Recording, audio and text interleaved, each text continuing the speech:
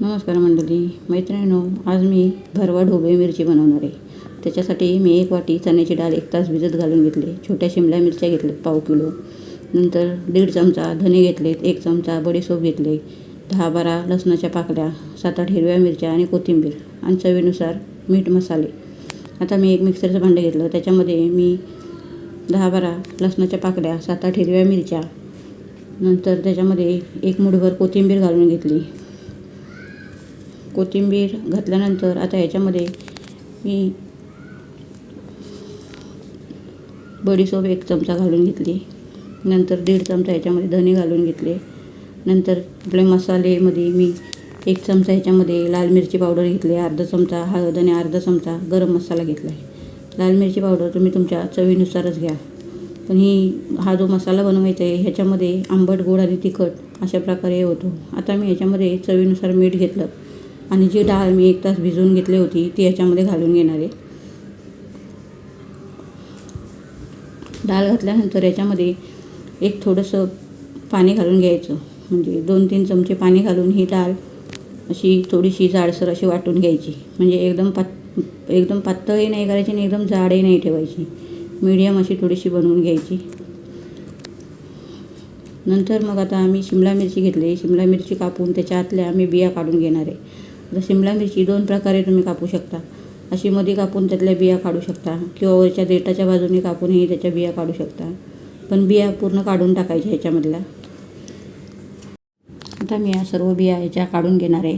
बिया काढून झाल्यानंतर मग जी डाळ मी वाटून घेतली ते सारण ह्याच्यामध्ये भरून घ्यायचं आहे.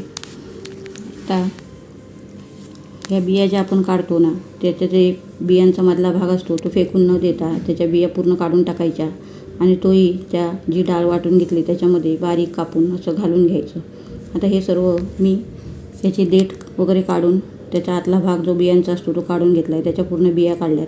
आता ते मी थोडंसं ठेचून घेणार आहे. यांनी ह्याला म्हणजे आपण भरवा मिरची बनवतो त्याच्यामध्ये जो मसाला असतो त्याला शिमला मिरचीची खूप छान टेस्ट येते. आता हे ठेचून घेतल्यानंतर एक छोटीशी शिमला मिरची मी बारीक चिरून घेणार आहे आणि मग ती जी डाळ मी वाटून घेतली ना त्याच्यामध्ये ती सर्व घालून घ्यायचं. आता त्याच्यामध्ये घातल्यानंतर ह्याच्यामध्ये थोडा म्हणजे लिंबू घालून घ्यायचा. मी अख्खा लिंबू 1 घालून घेणार आहे. तुम्ही तुमच्या चवीनुसार घालू शकता. लिंबू घालून झाल्यानंतर याच्यामध्ये मी 1 चमचा साखर घातली. तुम्ही साखर थोडीशी म्हणजे आंबट, गोड, तिखट असलं तरच छान लागते हे. तर मी साखर थोडी कमीच घातली. मी छोटासा 1 चमचा घालून घेतले. तुम्ही तुमच्या चवीनुसार घालू शकता.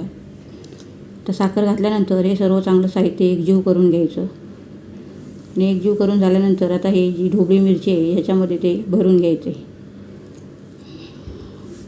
चांगलं मिक्स करून घ्यायचं आणि मग ते त्या मिरचीमध्ये भरून घ्यायचं. आणि मिरचीमध्ये भरून झाल्यानंतर मी चाळून घेतले आणि चाळणीमध्ये ह्या मिरच्या मी आता उकडायला ठेवणार आहे. या सर्व अशा प्रकारे भरून घ्यायच्या. त्याच्यामध्ये चांगला मसाला आतमध्ये गेला पाहिजे. आता भरून झाल्यानंतर मी चाळणीमध्ये ह्या सर्व एक अशा करून काढून घेते आणि एकीकडे मी गॅसवरती एका पातेल्यामध्ये पाणी गरम करायला ठेवले. पाणी गरम करून झाल्यानंतर त्याच्यामध्ये एक वाफ निघाली ना पाण्याला की मग ही चाळण ठेवून द्यायची वरती. थंड पाण्यावरती ठेवली मग खूप वेळ लागतो आणि पाण्याला उकळ्या म्हणजे गरम पाण्यामध्ये आपण ही चाळण वरती ठेवली ना की मग पटकन अगदी शिजून येते. आता इथे पाणी चांगलं गरम माझं झालं आहे त्याच्यामुळं आता मी त्याच्यामध्ये ही वरती चाळण ठेवून देते आणि वर झाकण ठेवून देते.